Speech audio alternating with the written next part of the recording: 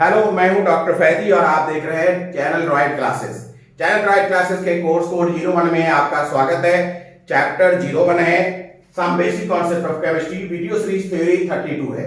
इसके पहले 31 तक में हम लोगों ने एम्पिरिकल फार्मूला और मॉलिक्यूलर फार्मूला डिटरमाइन करने के तरीके को पढ़ लिया है।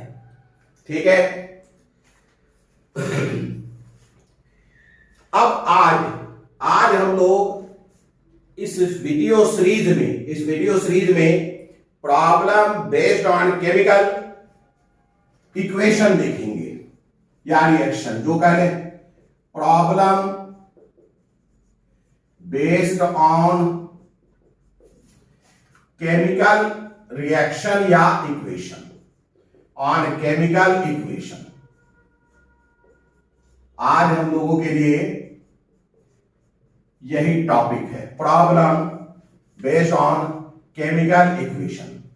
यह अपने आप में एक बहुत ही बढ़िया टॉपिक है और बिगिनर्स के लिए थोड़ा उलझन भरा हुआ है, लेकिन आप इसे अगर फंडामेंटल तरीके से देखते जाएं, काफी छोटे छोटे कॉन्सेप्ट्स को देखते हुए जाएं, तो कोई मुश्किल भी नहीं है। सबसे पहले हम लोग देखेंगे केमिकल रिएक्शन। सबसे पहले बात की जाए केमिकल रिएक्शन। केमिकल रिएक्शन कहते किसे हैं? What does it mean? देखिए, केमिकल रिएक्शन जो है एक प्रोसेस का नाम है। केमिकल रिएक्शन एक प्रोसेस का नाम है जिसमें हम एक सब्सटेंस या एक से अधिक सब्सटेंस को इकट्ठा करते हैं और सर्टेन कंडीशंस में उसे लाते हैं। सर्टेन कंडीशन में लाने का मतलब या तो उसे हीट करेंगे, लाइट देंगे, या प्रेशर देंगे, या तीनों देंगे। दैट मीन्स कि कोई कंडीशंस अप्लाई करेंगे। सब्सटेंस होगा एक या एक से अधिक, अब उसे हम किसी सर्टेन कंडीशंस में रखेंगे।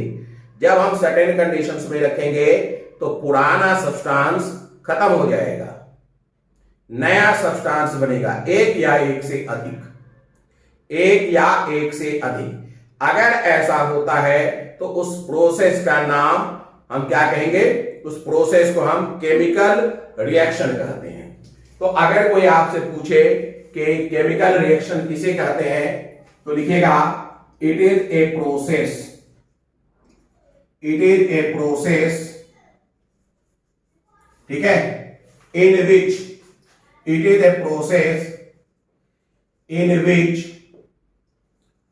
one substance, it is a process in which one substance or more than one substance or more than one substance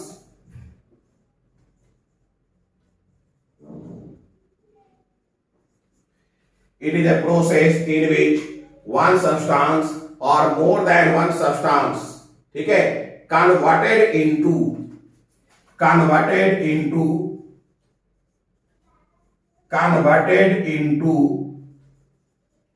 one or more than one, converted into one or more than one or more than one new substance or more than one new substance. ये एक process का नाम है। इसमें एक substance या एक से अधिक सब्सटेंस कन्वर्ट हो जाता है एक या एक से अधिक सब्सटेंस में। क्लियर है? ये कब होता है?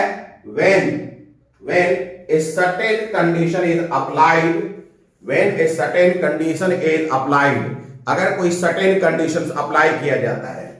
कब होता है? when a certain condition is applied, when a set of, लिखिए, when a set of certain condition is applied, when a set of certain condition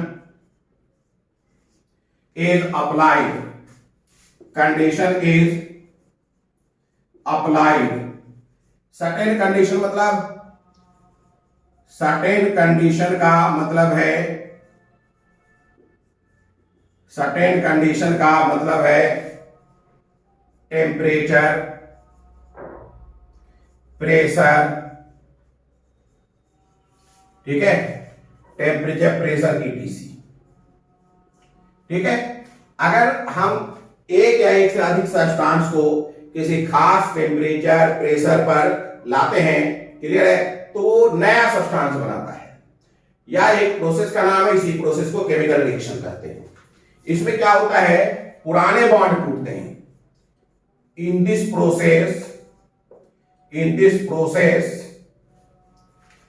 old bond is broken. In this process old bond is broken, and new bond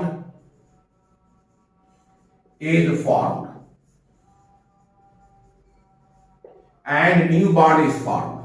clear है। जैसे example के रूप में मैं बात करूं, calcium carbonate, जिसे आप चूना भी कह सकते हैं, कैल्शियम कार्बोनेट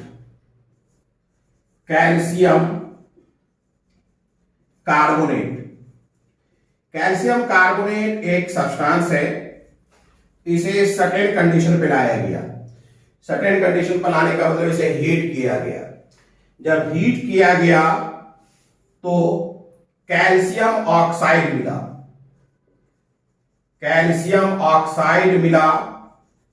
और कार्बन डाइऑक्साइड मिला,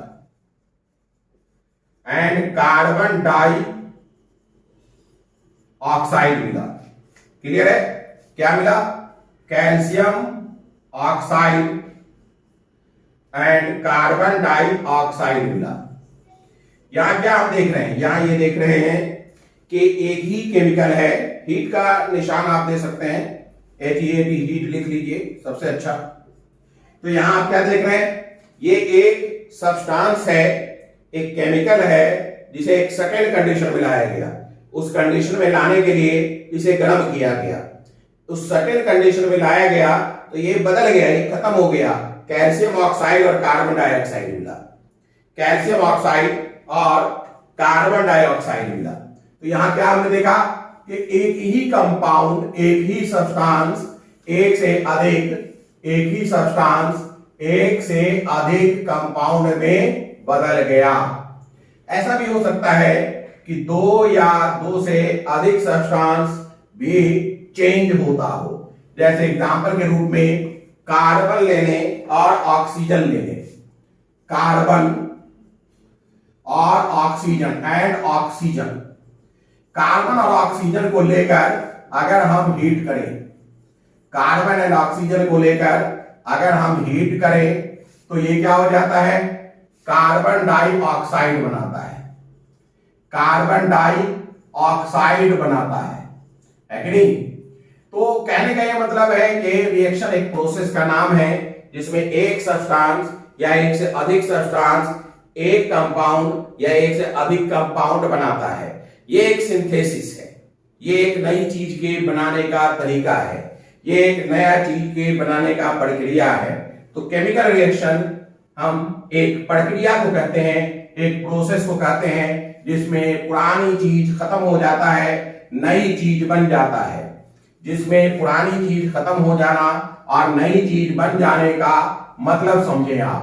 जैसे जब हम हाइड्रोजन को ऑक्सीजन से रिएक्शन कराते हैं और वाटर बनाते हैं, तो हाइड्रोजन और ऑक्सीजन ये दोनों खत्म हो जाता है, वाटर बनता है।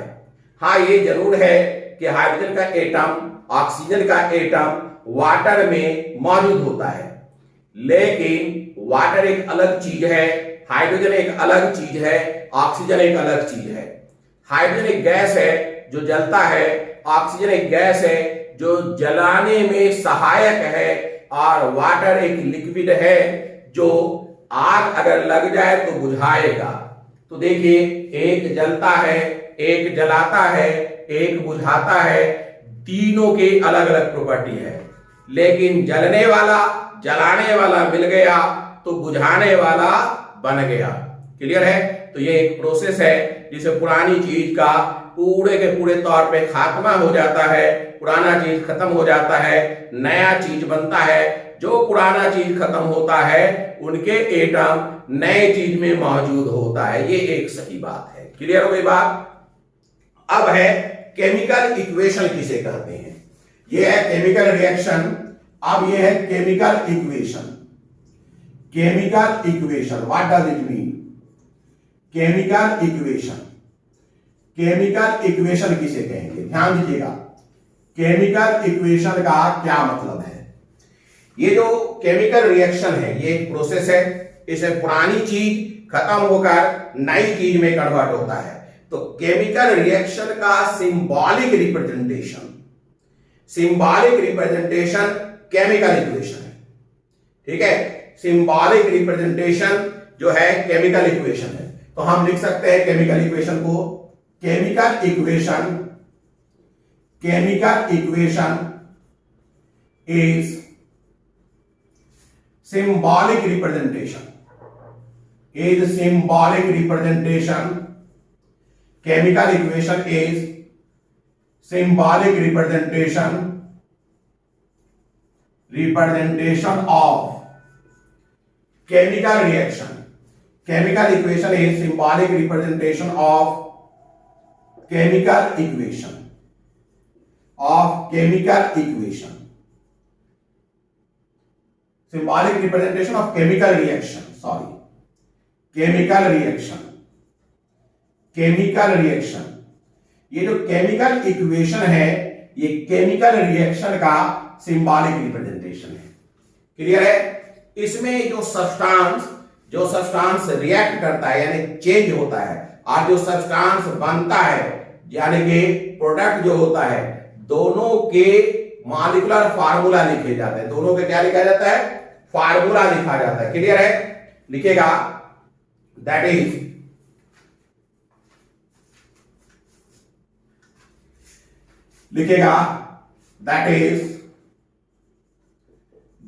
all chemical equation, all chemical equation, all chemical equation is represented, all chemical equation represents, that is all chemical equation represents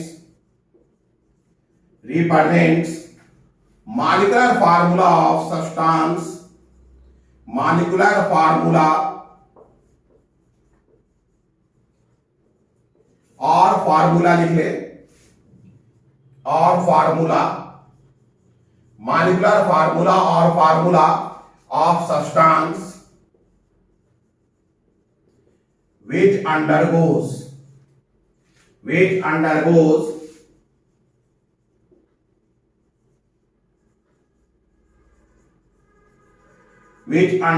reaction, जो रिएक्शन में जाता है। that is all chemical equation represents molecular formula or formula of substance which undergoes reactions, ठीक है। it also represent लिखेगा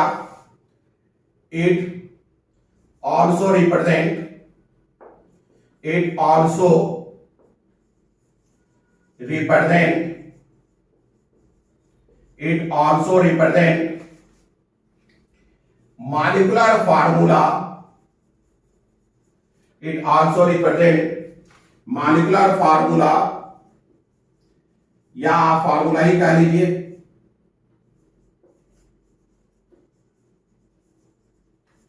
it also represent molecular formula of the substance which produce, of the substance which produce, of the substance which produce, of the substance which produce.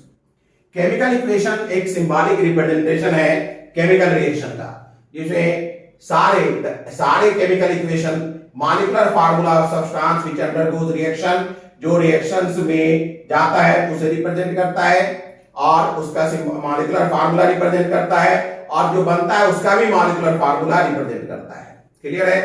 अब देखिए एक term अपने पास आता है reactant, reactant, reactant किसे कहेंगे? The chemical और substance which undergoes change into a chemical reaction. Reactant लिखेगा द केमिकल और सब्सटेंस, द केमिकल और सब्सटेंस, द केमिकल और substance which undergoes, the chemical or substance which undergoes, लिखिएगा the chemical और substance which undergoes change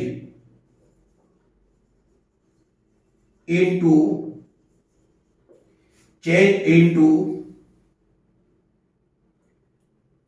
a chemical reaction, into a chemical reaction. एक chemical reaction में जो substance change करता है उसे हम रिएक्टेंट कहते हैं। रिएक्टेंट को हमेशा हम लोग लिखते हैं LHS में, लेफ्ट हैंड साइड में। Reactant is always written, reactant is always written in LHS, reactant is always written in LHS, left hand side, LHS। Reactant को हमेशा हम LHS में लिखते हैं। अगर एक से अधिक रिएक्टेंट हैं, एक से अधिक रिएक्टेंट हैं, तो दो रिएक्टेंट को, ध्यान दीजिएगा, दो रिएक्टेंट को प्लस से सेपरेट करते हैं। अगर एक से अधिक रिएक्टेंट है तो दो रिएक्टेंट को हम प्लस से सेपरेट करते हैं। लिखिएगा आगे, आगे लिखिएगा if two or more than two reactants are present in a chemical reaction. If two or more than two, if two or more than two reactants are present, two reactants are present, if two or more than two reactants are present, then they are separated by, then they are separated by, then they are separated by plus sign, plus sign. Clear है? अब हम लिखेंगे product. Product किसे कहते हैं? Product उस chemical को कहते हैं जो केमिकल रिएक्शन में ऑब्टेन होता है, प्रोड्यूस होता है। देखिएगा प्रोडक्ट, अब अपने पास एक टर्म है प्रोडक्ट, लिखेगा द केमिकल और सब्सटेंस, द केमिकल और सब्सटेंस, द केमिकल और substance which produce or obtained, जैसे लिखें, which produce or obtained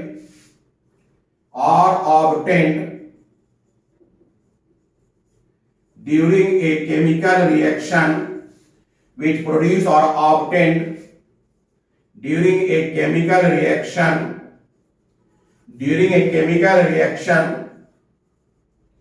is known as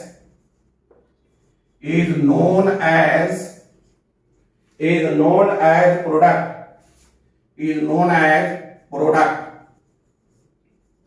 clear है? जो केमिकल रिएक्शन में बनेगा उसे प्रोडक्ट कहेंगे। यहां भी अगर दो या दो से अधिक प्रोडक्ट है, इफ टू और more than two products are formed, if two और more than two products, if two or more than two products are formed,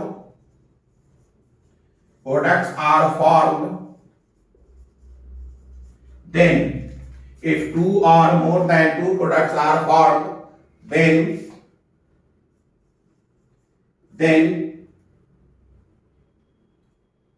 they are separated by, then they are separated by, then they are separated by plus sign. ठीक है, plus sign. Product हम कहां लिखते हैं? Product is always written in R H S.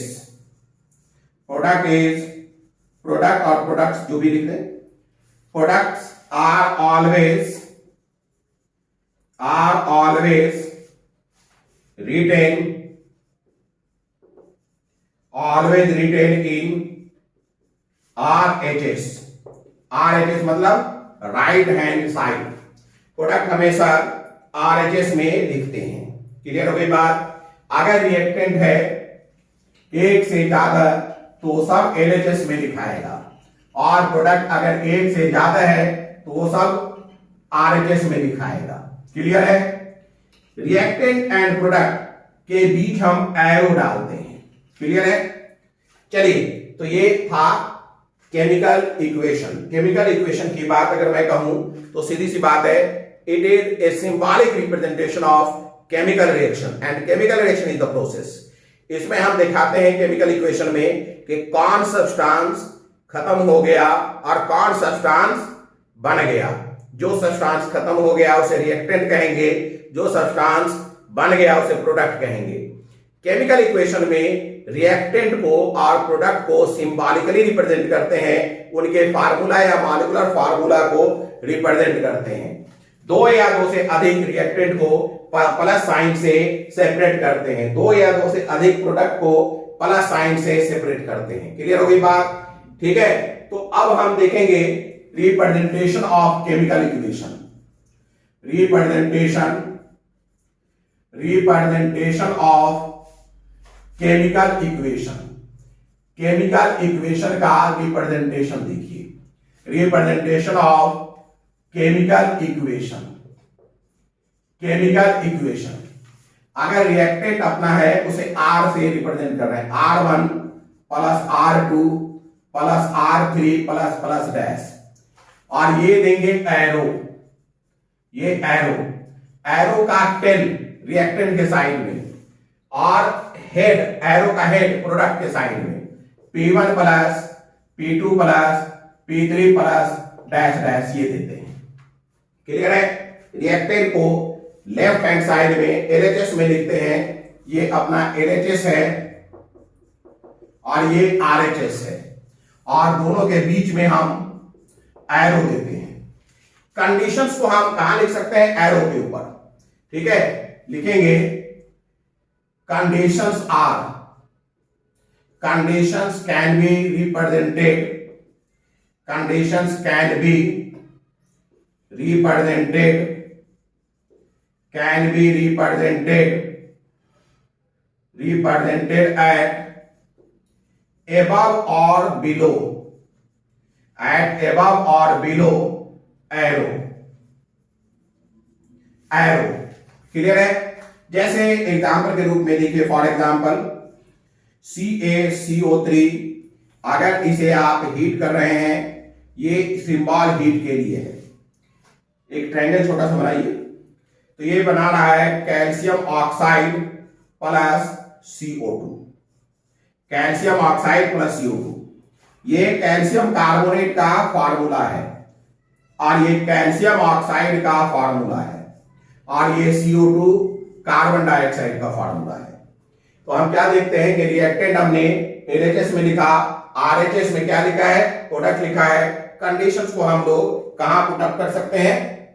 कहां put up कर सकते हैं? एरो के ऊपर। क्लियर है? तो इस तरीके से हम लोग देखते हैं कि केमिकल इक्वेशन क्या है, केमिकल रिएक्शन क्या है। अब हम लोग देखेंगे केमिकल इक्वेशंस के टाइप्स। लिखेगा टाइप्स ऑफ केमिकल इक्वेशंस, लिखेगा टाइप्स ऑफ केमिकल इक्वेशंस। ध्यान से देखिएगा, टाइप्स ऑफ केमिकल इक्वेशंस, लिखेगा टाइप्स ऑफ केमिकल इक्वेशन, लिखेंगे आप types of chemical equation, types of chemical equation, types of chemical equation. Chemical equation के types देखिए। Types of chemical equation यहां हम दो प्रकार का कहेंगे, एक unbalanced chemical equation, unbalanced chemical equation, एक है अनबैलेंस्ड केमिकल इक्वेशन, दूसरा है balanced chemical equation. Balanced chemical equation,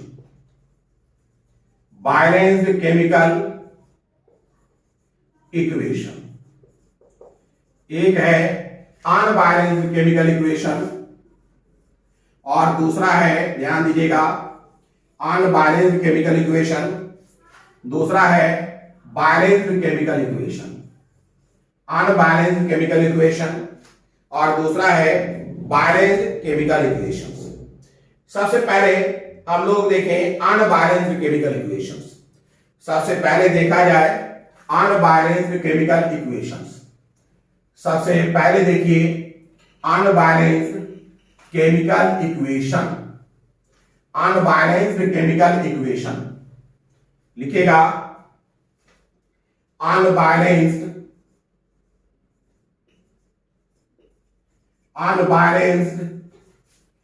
chemical equation, unbalanced chemical equation. ठीक है, अनबैलेंस्ड केमिकल इक्वेशन जो है ये सिंबॉलिक रिप्रेजेंटेशन ऑफ रिएक्टेंट करता है और सिंबॉलिक रिप्रेजेंटेशन ऑफ प्रोडक्ट करता है। ये बताता है कि कौन रिएक्टेंट इस्तेमाल हुआ है, कौन प्रोडक्ट बना है, ये बताता है और अच्छे से बताता है। यानी अनबैलेंस्ड केमिकल इक्वेशन जो है इट विल प्रोवाइड इंफॉर्मेशन, ये सूचना प्रोवाइड करेगा। क्या सूचना है? सूचना ये है कि भाई रिएक्टेंट कौन है, प्रोडक्ट कौन है, ये बताता है वेल अंदाज में, बहुत अच्छे तरीके से। लेकिन number of atom, total number of atom in reactant side and total number of product in total number of atom in product side are not same. तो अनबैलेंस्ड केमिकल इक्वेशन की बात करेंगे तो इसमें दो पॉइंट अपने मतलब का है। पहला मतलब यह है कि this chemical equation provide information, this chemical equation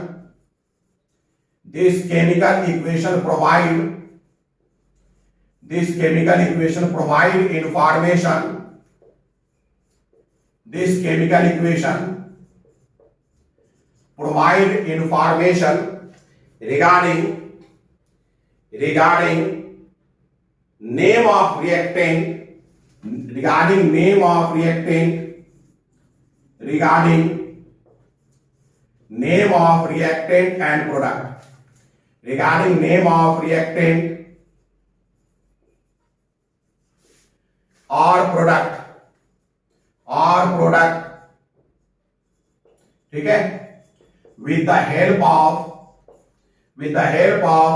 formula,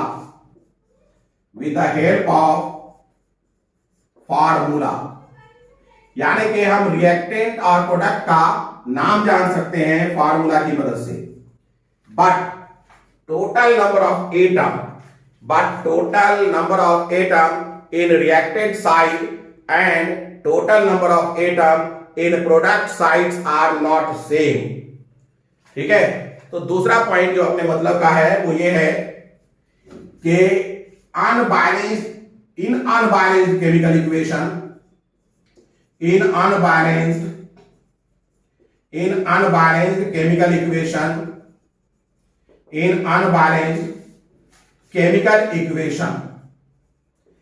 unbalanced chemical equation, total number of atoms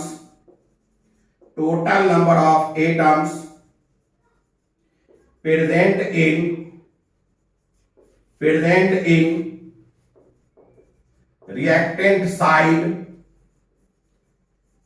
in reactant side is not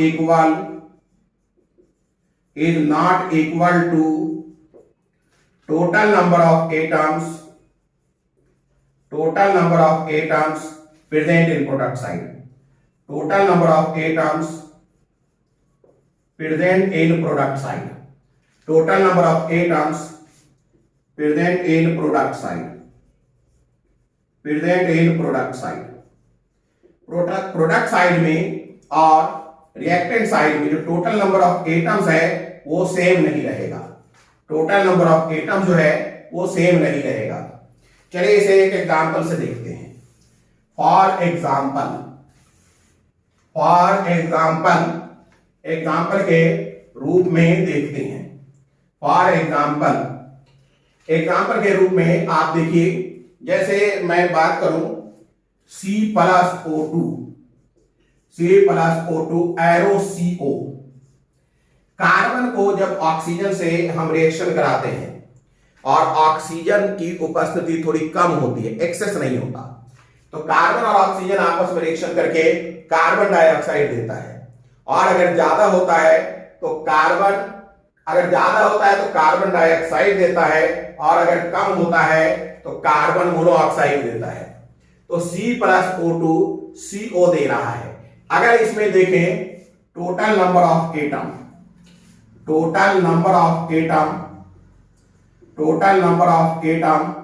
तो कितना है भाई? कार्बन का 1, ऑक्सीजन का 2 मतलब 3। इधर देखिए टोटल नंबर ऑफ एटम तो कितना है? कार्बन का 1, ऑक्सीजन का 1 यानी 2। तो यहां 3 है, यहां 2 है, तो ये क्या है? अनबैलेंस्ड रिएक्शन है। और भी आप चेक कर सकते हैं, जैसे Mg+O2 MgO, क्लियर है? जैसे C2H 6+O2 CO2+ वाटर। ये सब देखिए, चेक करिए, ये सब अनबैलेंस हैं। यहां 2 कार्बन है, यहां 1 कार्बन है, यहां 6 हाइड्रोजन है, यहां 2 हाइड्रोजन है। These are the unbalanced reaction. लेकिन इस अनबैलेंस्ड रिएक्शन में एक इंफॉर्मेशन है। क्या इंफॉर्मेशन है? कि कार्बन ऑक्सीजन से रिएक्शन करके कार्बन मोनोऑक्साइड बनाता है, मैग्नीशियम ऑक्सीजन से रिएक्शन करके मैग्नीशियम ऑक्साइड बनाता है। ये इसे इथेन कहेंगे। इथेन ऑक्सीजन से रिएक्शन करके CO2 और वाटर बनाता है। यानी रिएक्टेंट कौन है, प्रोडक्ट कौन है, ये तो पता चल जा रहा है। लेकिन दोनों तरफ एटम्स जो है, रिएक्टेंट साइड और प्रोडक्ट साइड, एटम सेम नहीं है। क्लियर हो गई बात? ये है हमारा अनबैलेंस्ड केमिकल इक्वेशन। अब देखेंगे बैलेंस्ड केमिकल इक्वेशन।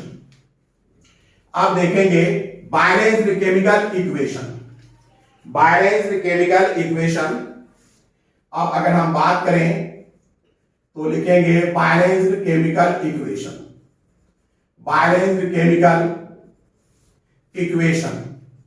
ये अच्छा है किस सेंस में? ये नाम भी बताएगा कौन रिएक्टेंट है, कौन प्रोडक्ट है, और दोनों तरफ एटम की संख्या भी बराबर होगी। क्लियर है? समझिए इस चीज को। बैलेंस्ड केमिकल इक्वेशन ये क्या देता है? It will provide information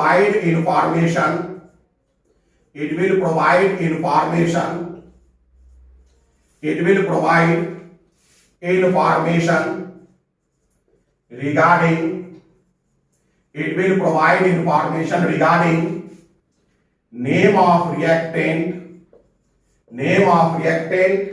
as well as product, name of reactant as well as product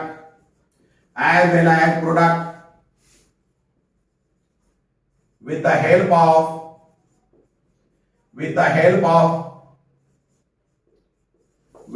of their respective formula, with the help of their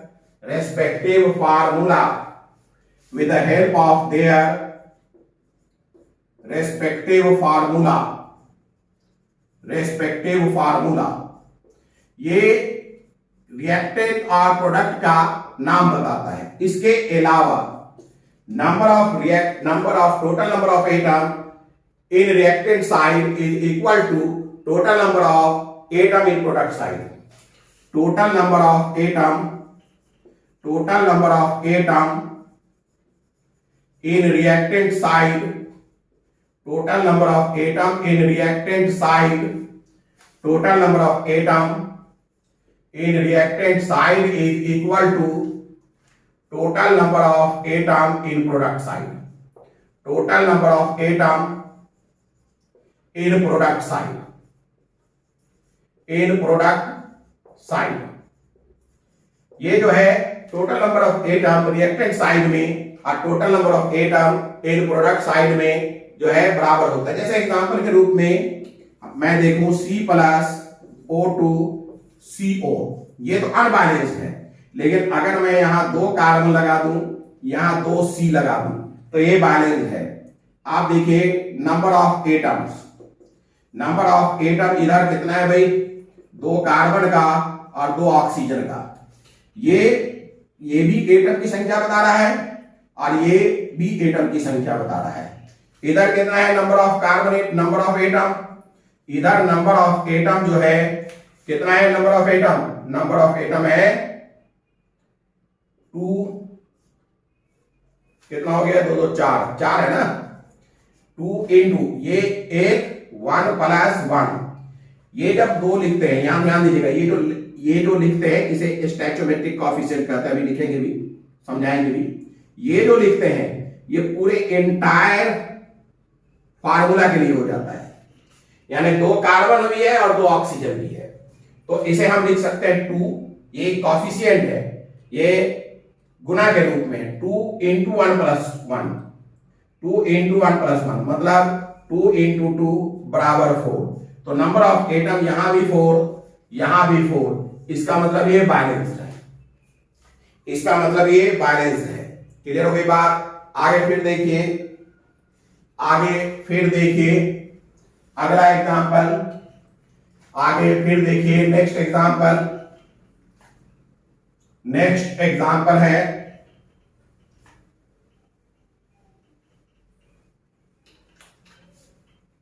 next example, समझिएगा इस चीज को।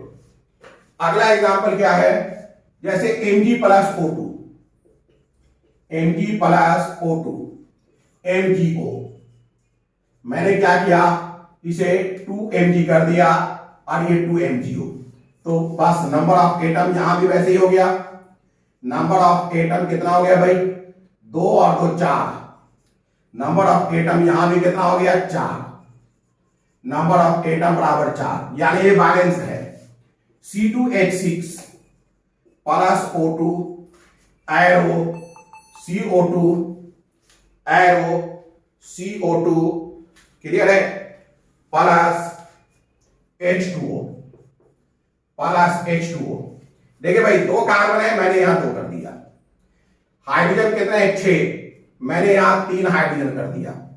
अब देखिए यहां पर टोटल समझिए इस चीज को, नंबर ऑफ कार्बन एटम कितना है, कार्बन की बात करें 2 है, हाइड्रोजन की बात करें 6 है, ऑक्सीजन की बात अभी रोक लेते हैं, यहां कार्बन की बात करिए 2 है, ठीक है, हाइड्रोजन की बात करिए 6 है, अभी रोक लेते हैं। अब देखिए इधर गिनिए, इधर ऑक्सीजन कितना है, 4, ये 2 है ना, इसके साथ गुना हो जाएगा 2 और ये गुना हो जाएगा 2 2 4, यानी ऑक्सीजन कितना है इसमें, 4 है, ये 3, और यहां पर अगर कुछ नहीं लिखा हुआ यानी 1 लिखा हुआ है, अगर कुछ नहीं लिखा हुआ है तो 1 मानेंगे, तो 3, इधर 3 ऑक्सीजन, इधर 4 ऑक्सीजन, तो ऑक्सीजन हो गया 4 और 3 7, इधर कितना ऑक्सीजन है, इधर ऑक्सीजन सिर्फ 2 है, इधर क्या है, 2 है, तो हम क्या करेंगे, यहां पर ऐसा कुछ डालेंगे जिससे ये पूरे ऑक्सीजन कितने हो जाए, 7, इसलिए हम यहां 7/2 डाल देंगे। 7/2 को इससे गुना करिए, 7/2 into 2, ये और 2 कैंसिल हो गया, तो 7 हुआ कि नहीं। ये यहां पे जो लिखा जाएगा इसे इससे गुना करते हैं तो क्या हो गया, 7, तो यहां ये भी बैलेंस हो गया, 7/2 O2, क्लियर है, यहां भी 7 हो गया, यहां भी 7 हो गया, तो ये भी बैलेंस्ड इक्वेशन हो गया, ये भी बैलेंस्ड इक्वेशन हो गया। तो हमने खूब बढ़िया से समझ लिया, क्या समझ लिया कि बैलेंसिंग किसके, केमिकल इक्वेशन 2 तरीके के होते हैं, एक बैलेंस्ड केमिकल इक्वेशन, एक अनबैलेंस्ड केमिकल इक्वेशन।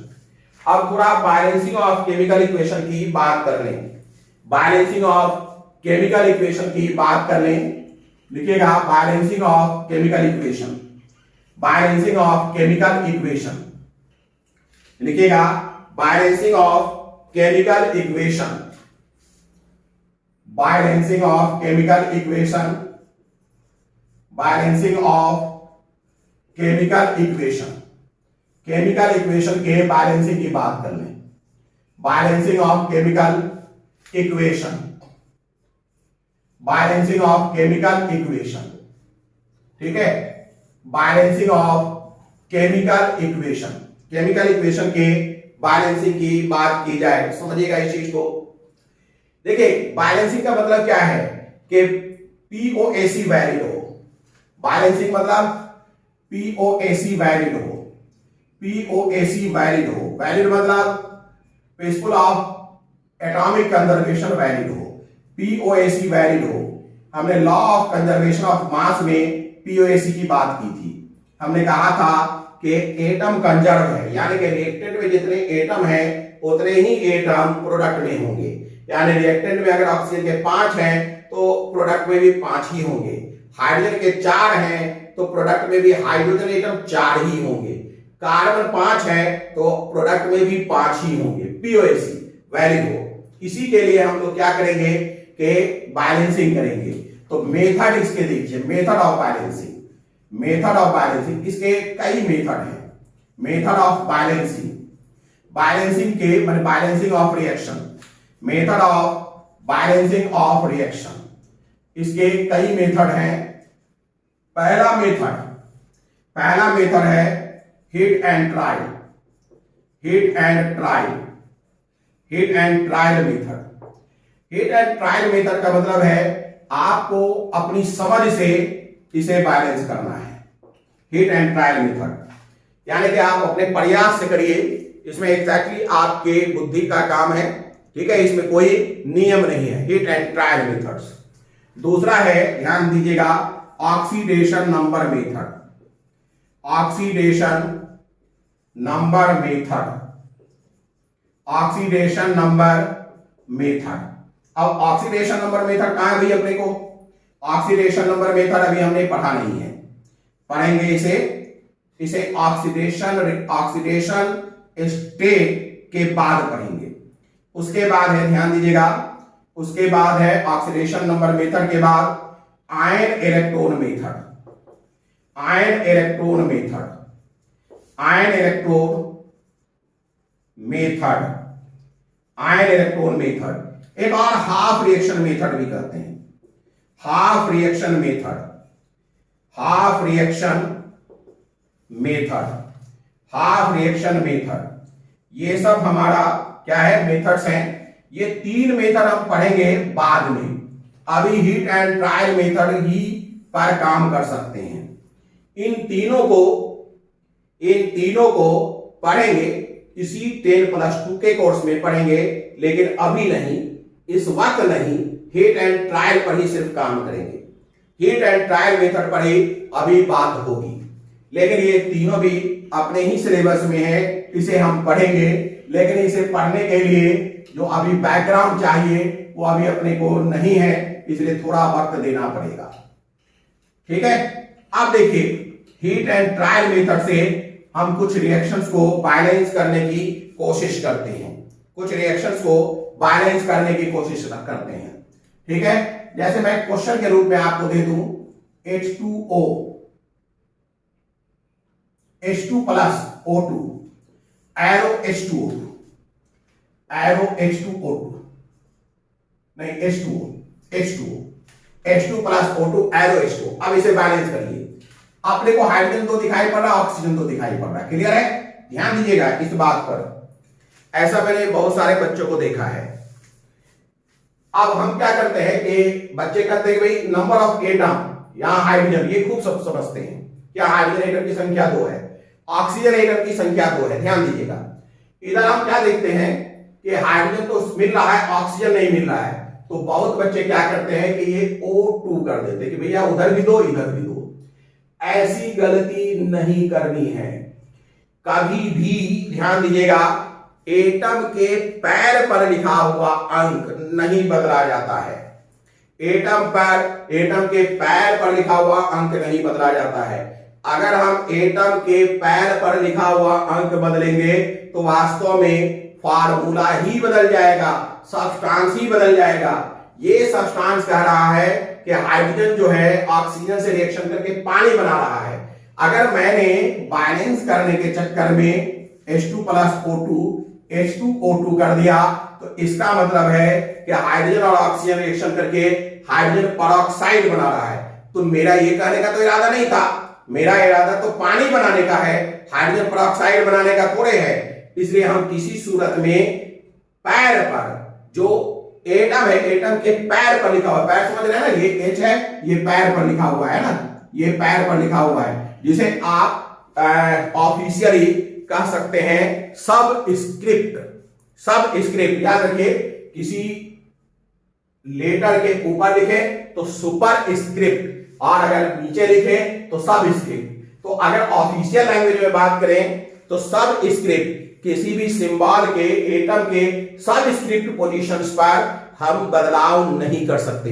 बदलने की जगह अगर कोई है तो सिर्फ और सिर्फ इसके मॉलिक्यूल के इस पोजीशंस पर बदलाव कर सकते हैं, इस पोजीशंस पर बदलाव कर सकते हैं, इस पोजीशंस पर बदलाव कर सकते हैं, यहां बदलाव नहीं कर सकते। तो क्या हुआ भाई, इसका मतलब है कि H2 प्लस O2 को अगर हम वाटर है और बैलेंस करना चाहते हैं तो साफ साफ मुझे दिख रहा है, ध्यान दीजिए, साफ साफ दिख रहा है कि दो हाइड्रोजन, ऑक्सीजन दो, एक, तो एक ऑक्सीजन नहीं रख सकते, हम यहां दो लिख देंगे, दो लिखेंगे तो 2 और यहां पर 1 है, 2 और 1 के बीच में गुना हो गया तो ऑक्सीजन 2 हो गया, बैलेंस हो गया, ऑक्सीजन बैलेंस हो गया, ऑक्सीजन बैलेंस हो गया, ठीक है, लेकिन हाइड्रोजन नहीं बैलेंस हो गया। अब हाइड्रोजन 2 into 2 कितना हो गया 4 और यहां 2 है तो मुझे यहां 2H2 करना पड़ेगा, अब 2 into 2 4 हो गया, ये भी बैलेंस हो गया। तो बैलेंसिंग ऑफ केमिकल इक्वेशन में ये खास ध्यान रखिए कि कभी भी एटम के सब स्क्रिप्ट पे लिखे हुए किसी भी लेटर, किसी भी नंबर को आप नहीं बदलेंगे। अगर आपने ऐसा बदल दिया तो फिर गलत हो जाएगा। क्लियर है, यानी हम फार्मूला नहीं बदल सकते हैं। तो ये हीट एंड ट्रायल मेथड से ही आपको बैलेंसिंग करनी है।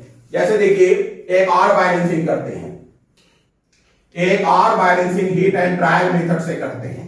ध्यान दीजिएगा, CH4 plus O2 arrow CO2 plus water, ठीक है, कार्बन एक, ठीक है, बैलेंस है।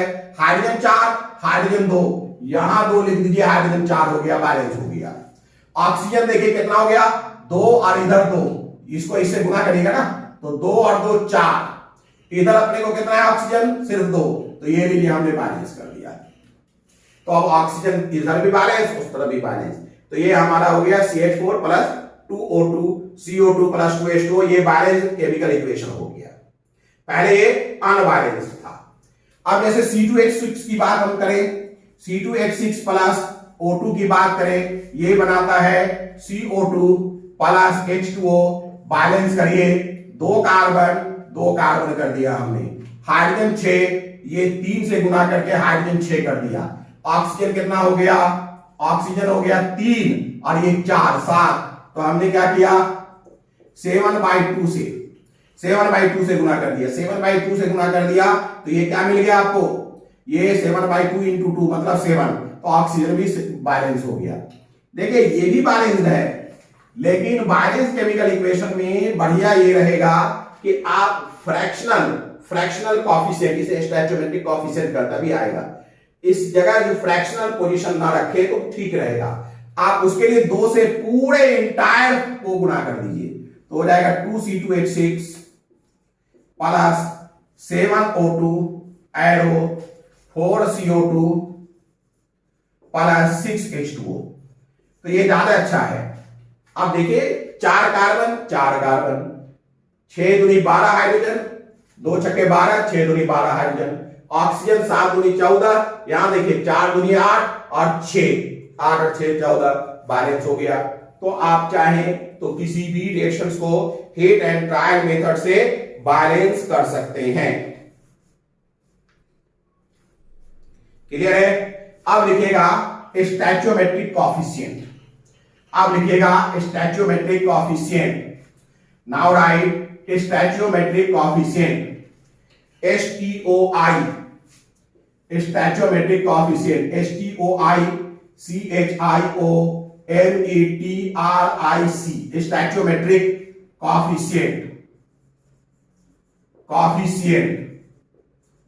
Stoichiometric coefficient. चलिए अब इसकी बात करते हैं। स्टैचियोमेट्रिक कॉफिशिएंट क्या है? स्टैचियोमेट्रिक कॉफिशिएंट कहता है कि कॉफिशिएंट समझता है ना, जैसे 2 into 3 है तो 2 इज द कॉफिशिएंट ऑफ 3, ठीक है।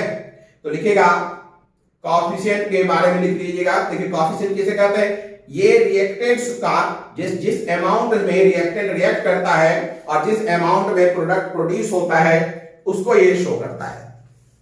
क्लियर है? लिखेगा नेक्स्ट, लिखेगा stoichiometric coefficient, stoichiometric coefficient, stoichiometric coefficient, stoichiometric coefficient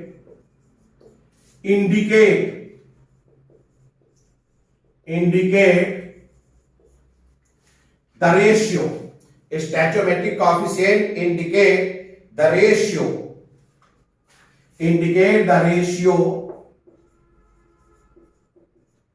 ठीक है, in which reactant reacts and product produce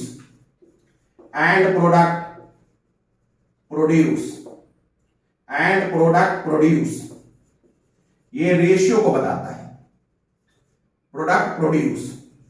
देखिए समझिएगा, फॉर एग्जांपल मान लेते हैं हम A plus B arrow C plus D लिखते हैं। यहां A क्या है? रिएक्टेंट है। कैपिटल A क्या है? रिएक्टेंट है। और स्मॉल a क्या है? स्टैचियोमेट्रिक कॉफिशिएंट ऑफ रिएक्टेंट है। STOICHIOMETRIC,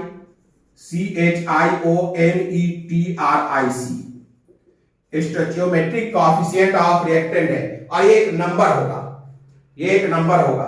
ए क्या है? Stoichiometric coefficient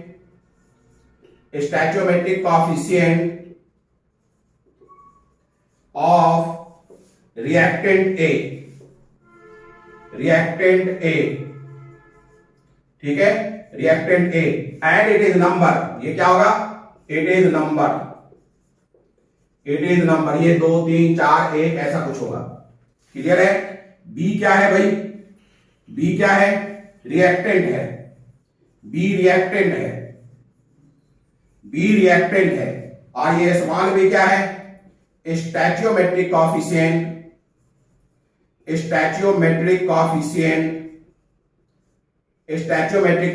of reactant B, stoichiometric coefficient of reactant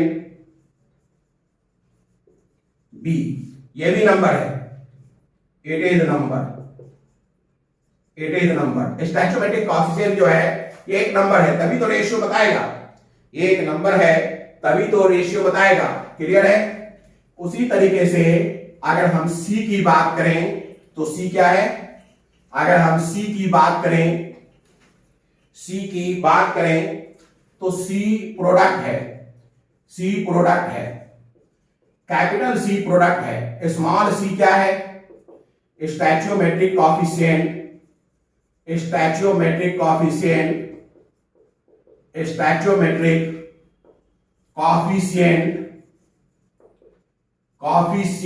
of product C, stoichiometric coefficient of product C number है। It is number. वैसे ही D की बात करें, it is one of the product. D product है। D एक product है। Small d क्या है? Stoichiometric coefficient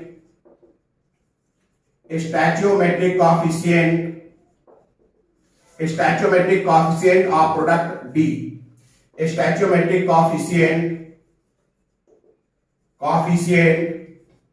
of product D of product D. It is number. It is number. ये भी नंबर है। तो स्टैचोमेट्रिक कॉफिशिएंट जो है एक प्रोडक्ट है, एक नंबर है जो रिएक्टेंट में भी होगा और प्रोडक्ट में भी होगा, और ये रेशियो बताता है। क्या बताता है? रेशियो बताता है। चलिए अभी हम इसका और मतलब देखते हैं। लिखेगा discussion.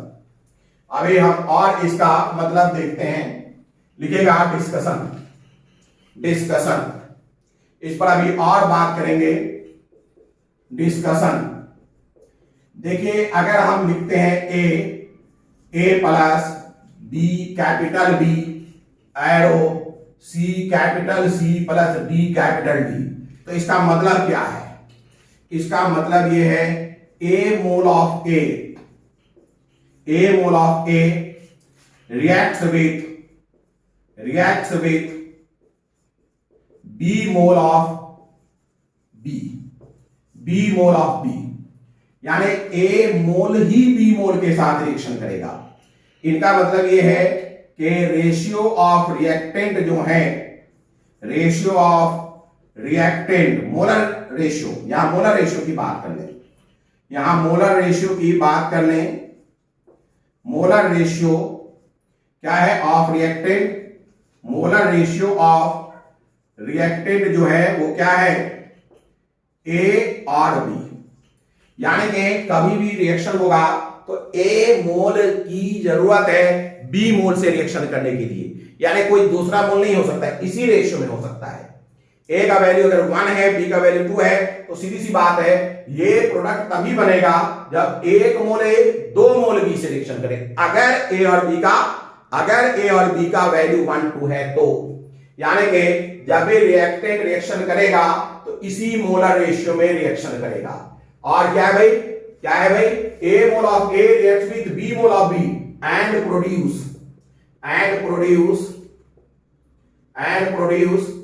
C mole of C and d mole of D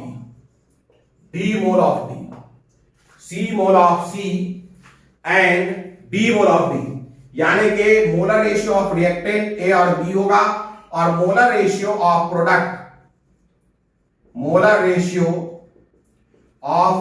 जो है, मोलर रेशियो ऑफ प्रोडक्ट क्या रहेगा? प्रोडक्ट जो है वो रहेगा सी और डी। समझिए इस चीज को, यानी कि एक chemical equation, balance chemical equation की बात करें तो एक बैलेंस केमिकल इक्वेशन बताएगा आपको। ये बैलेंस केमिकल इक्वेशन है, मैं इसे लिख देता हूं BCE, मतलब बैलेंस केमिकल इक्वेशन। एक बैलेंस केमिकल इक्वेशन है। बैलेंस केमिकल इक्वेशन में ध्यान दीजिएगा, जो स्टैचोमेट्रिक कॉफिशिएंट है वो रेशियो बता रहा होता है। कौन सा रेशियो बता रहा होता है? Molar ratio.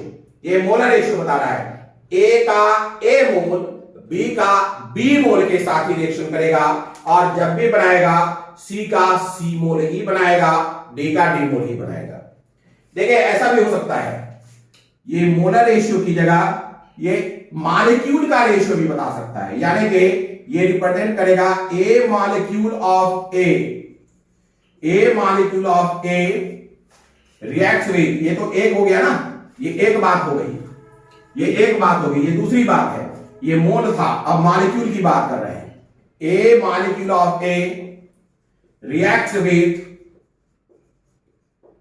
With b molecule of B, क्या मतलब? यानी कि मोलर रेशियो की जगह अब मॉलिक्यूल रेशियो है, ये भी वही होगा।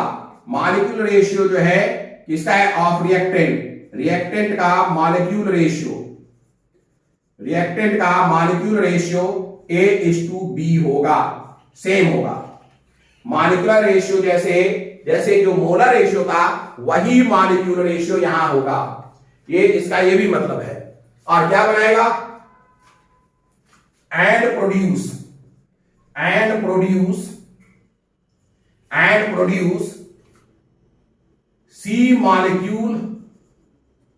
C molecule of C and D molecule of D, and d molecule of D. मतलब क्या हो गया? मतलब ये हो गया कि molecular ratio of product, molecular ratio of product, molecular ratio of product जो है वो C/D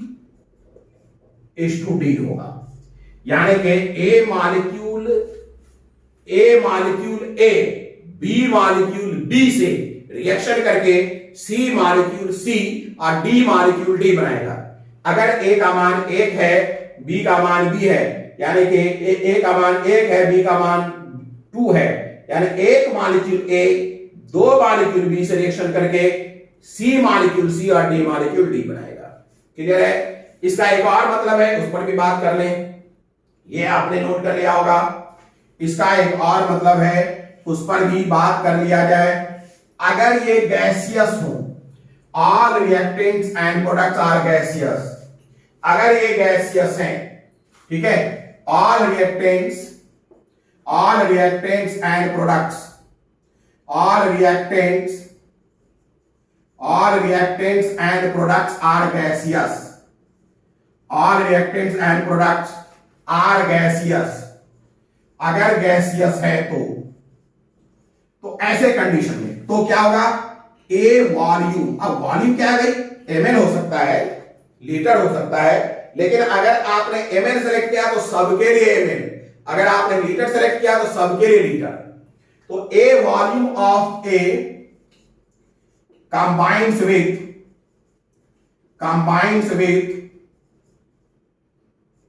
B volume of B, A volume of A जो है किससे रिएक्शन करेगा? B volume of B से, and produce C volume of C and D volume of D। यानी कि यहां पर वॉल्यूम रेशियो, अब मॉलिक्यूल रेशियो नहीं है, volume ratio of reactant, volume ratio of reactant जो है क्या हो गया? यहां पे A/B है। उसी तरीके से volume ratio of product, volume ratio of product क्या हो गया भाई? प्रोडक्ट जो है C/D हो गया। लेकिन ये तब लागू है जब all measurements are carried out at similar condition, यानी कि सेम P&D पर। All measurements are carried out at similar conditions.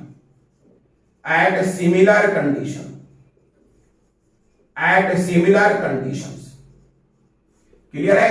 तो ये एक मजेदार डिस्कशन था जिसे हम सबको problem based on chemical equation के पहले क्लियर होना चाहिए। देखिए अब कुछ एग्जांपल से और इसे क्लियर करते हैं, ध्यान दीजिएगा, कुछ एग्जांपल से और क्लियर करते हैं। जैसे मैं लिखता हूं 2H2 gas plus O2 gas, और हमें मिला 2H2O गैस मतलब वेपर बना लिया ना, अभी इसे ठंडा नहीं किया है। क्लियर है? तो देखिए अगर मोलर रेशियो की बात की जाए, मोलर रेशियो तो ये 2 है, ये 1 है और ये 2 है, यानी कि 2:1 2 फॉर्म करेगा। मोल रेशियो की बात की जाए, मोलर रेशियो क्या? मॉलिक्यूल रेशियो की बात की जाए, सेम 2:1:2। अगर वॉल्यूम रेशियो की बात की जाए, शर्त है सिमिलर कंडीशन पर बात हो रही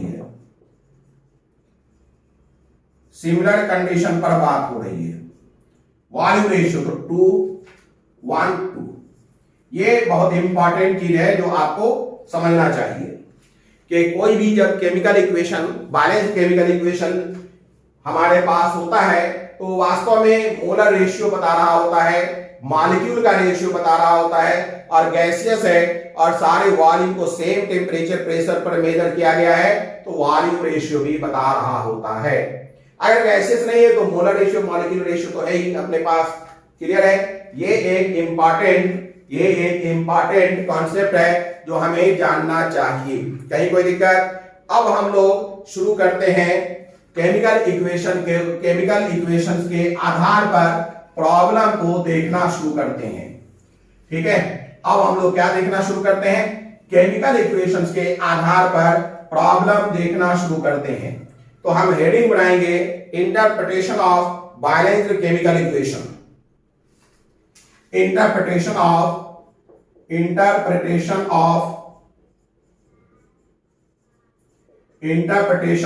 balanced chemical equation, interpretation of balanced chemical equation, interpretation of balanced chemical equation, interpretation of balanced chemical equation, interpretation of balanced chemical equation। Balance chemical equations के इंटरप्रिटेशन की बात करेंगे, बल्कि आप इसे स्टैचोमेट्री एंड स्टैचोमेट्रिक कैलकुलेशन भी कर सकते हैं, या आप कह सकते हैं stoichiometric calculation, stoichiometric calculation, stoichiometric calculation. इसमें डाइवर्स टाइप के बहुत प्रकार के केसेस बनते हैं, इसलिए हम लोग one by one different type के केस देखते हुए चलेंगे। सबसे पहले हम मोल एनालिसिस पढ़ेंगे। सबसे पहले हम लोग मोल एनालिसिस पढ़ेंगे, ध्यान दीजिएगा। सबसे पहले हम लोग क्या पढ़ेंगे? मोल एनालिसिस। मोल एनालिसिस क्या है, इसे गौर करिए। मोल एनालिसिस कर लीजिए। मोल एनालिसिस, मोल एनालिसिस, मोल एनालिसिस। देखिए कई बार क्या होता है कि क्वेश्चन में एक इक्वेशन दे दिया गया, जैसे 2KClO3 को रिएक्शन कराया गया, 2KCl प्लस 3O2 बन गया। ये एक बैलेंस्ड केमिकल इक्वेशन है, BCE है, याद रखिएगा। बैलेंस्ड केमिकल इक्वेशन में खूब अच्छे से समझिएगा, बैलेंस्ड केमिकल इक्वेशन में ये जो इनका नंबर ऑफ मोल दिया गया, या इनका जो नंबर ऑफ मोल दिया जाएगा, या इनका जो नंबर ऑफ मोल है, ध्यान दीजिएगा, number of mole of KClO3 upon 2 stoichiometric coefficient is equal to number of mole of KCl upon 2 stoichiometric coefficient, या number of mole of O2 upon 3, ये बराबर होगा। इन जनरल बात करें तो मैं ये कह सकता हूं number of mole of either reactant और product upon stoichiometric coefficient, number of mole of either reactant और प्रोडक्ट, या चाहे रिएक्टेंट का हो या प्रोडक्ट का हो, अपॉन स्टैचोमेट्रिक कोएफिशिएंट। जो उसका स्टैचोमेट्रिक कोएफिशिएंट है, इन दोनों का रेशियो कांस्टेंट है, ये आप याद रखिए। क्लियर है? हम लिख सकते हैं इन जनरल यहां लिख दें, in general for a balanced chemical equation, for a BCE यानी balanced chemical equation, number of mole of either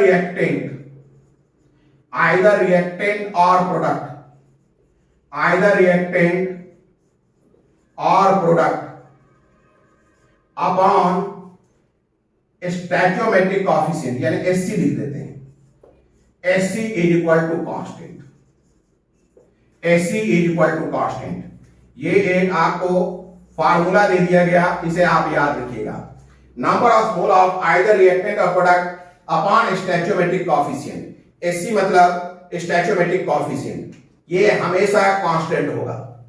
चलिए इस पर कुछ क्वेश्चंस बनाते हैं। क्वेश्चन बनाने से इसका मतलब और आपको समझ में आ जाएगा, इसका मतलब और आपको समझ में आ जाएगा। देखिए क्वेश्चन बनाते हैं। क्वेश्चन दिया हुआ है, इसी रिएक्शन को हम लोग इस्तेमाल कर लेते हैं, इसी रिएक्शन को इस्तेमाल कर लेते हैं। क्वेश्चन में दिया हुआ है 2KClO3 एरो 2KCl प्लस 2 दिया 6 3O2 है ना, ये दिया हुआ है। ये एक बैलेंस केमिकल इक्वेशन है। आपको बताना है calculate moles of KCl and O2 produced. Calculate mole of KCl and O2 produced, KCl and O2 produced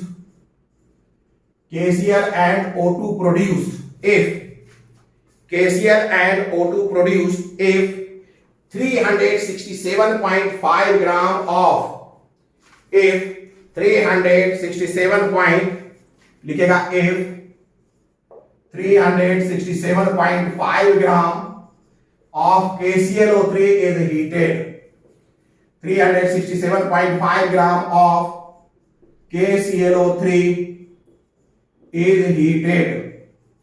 अगर हम इतना ग्राम KClO3 को हीट करें, क्लियर है, तो आपको बताना है KCl का कितना मोल बनेगा और O2 का कितना मोल बनेगा। देखिए कैसे बनाते हैं सॉल्यूशन।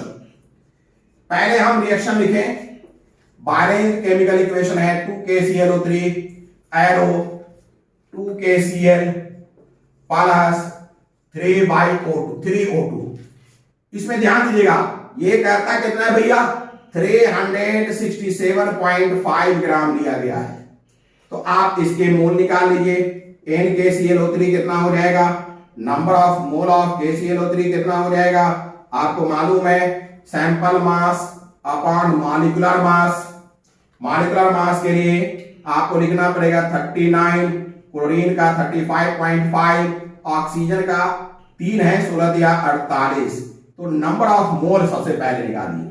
अगर आप इसे कैलकुलेट करेंगे तो कितना आ जाएगा 367.5 बाय ये कितना आ जाएगा, जोड़िए 0.5, इधर कितना आ जाएगा 8 5 13, आप 13 और 9 13 6 13 7 20 बाई 2 हाथ का 2 2 4 6 3 9 10 11 12 122.5, क्लियर है। 12 3 36, देखिए तो 3 से जा रहा है क्या, ये 3 से कैंसिल हो जाएगा, ये 3 से कैंसिल हो जाएगा। तो NKClO3 अपने को मिल गया 3, NKClO3 अपने को मिल गया 3, लेकिन हमें क्या निकालना है, हमें निकालना है नंबर ऑफ मोल, हमें निकालना है KCl और O2 का मोल। अभी हमने पढ़ा है कि रिएक्टेंट का मोल यानी NKClO3 का मोल अपॉन स्टोइकियोमेट्रिक कोएफिशिएंट यानी 2 कांस्टेंट है, NKCl by 2 is equal to NO2 by 3, ये कांस्टेंट है। ये मुझे मिल चुका है, तो हम लिख सकते हैं NKClO3 अपॉन 2 बराबर NKCl अपॉन 2, इसका वैल्यू 3 निकला है, 3/2 बराबर NKCl अपॉन 2, ये 2 और 2 कैंसिल, यानी number of mole of KCl अपने को मिल गया, एक आंसर हो गया, number of mole of KCl मिल गया। यही आप number of mole of KCl निकाल लेंगे, आराम से एक आंसर मिल गया, क्लियर है। अब देखिए नेक्स्ट, हमें O2 का भी निकालना है, कैसे निकालेंगे, हमें मालूम है NKClO3 अपॉन 2 बराबर NO2 अपॉन 3 है कि नहीं, NKClO3 अपॉन 2 बराबर NO2 अपॉन 3, इसका वैल्यू अपने को मिल चुका है 3/2 बराबर NO2 अपॉन 3, मतलब क्या हो गया, NO2 बराबर हो जाएगा, ये क्रॉस मल्टीप्लीकेशन 9/2 मतलब 4.5, तो NO2 4.5 में मिल जाएगा, 4.5 मोल मिल जाएगा, क्लियर है। तो इस तरीके से अगर हम मोल एनालिसिस करें, अगर हम मोल मोल एनालिसिस करें तो किसी बैलेंस केमिकल इक्वेशन में अगर एक रिएक्टेंट का मास दिया हुआ है या मोल दिया हुआ है तो उसकी मदद से हम प्रोडक्ट के मास या प्रोडक्ट के मोल को निकाल सकते हैं। चलिए इस पर अभी और भी क्वेश्चंस बनाया जाएगा नेक्स्ट वीडियो सीरीज में BSTH 33 में। आज का ये वीडियो सीरीज आज का यहीं पर खत्म करते हैं। इसमें हम लोगों ने chemical equation, chemical reaction, chemical equation, balance chemical equation, unbalance chemical equation, chemical equation क्या बताता है ये सब सीख लिया, बल्कि हमने प्रॉब्लम भी शुरू कर दिया। वही केमिकल इक्वेशन पर आधारित प्रॉब्लम भी शुरू कर दिया। पहला प्रॉब्लम था मोल मोल एनालिसिस, उस पर हमने एक क्वेश्चन भी कराया। अगला वीडियो सीरीज जो कि 33 होगा उसमें हम लोग फिर से मोल मोल एनालिसिस से ही शुरू करेंगे, यानी इसे थोड़ा रिपीट करेंगे और इस पर थोड़ा और क्वेश्चन बनाएंगे, फिर आगे बढ़ेंगे। क्लियर है? तो चलिए, अगर ये सब आपको समझ में आ रहा है लाइक करिए, सब्सक्राइब करिए, शेयर करिए। ठीक है, गुड डे।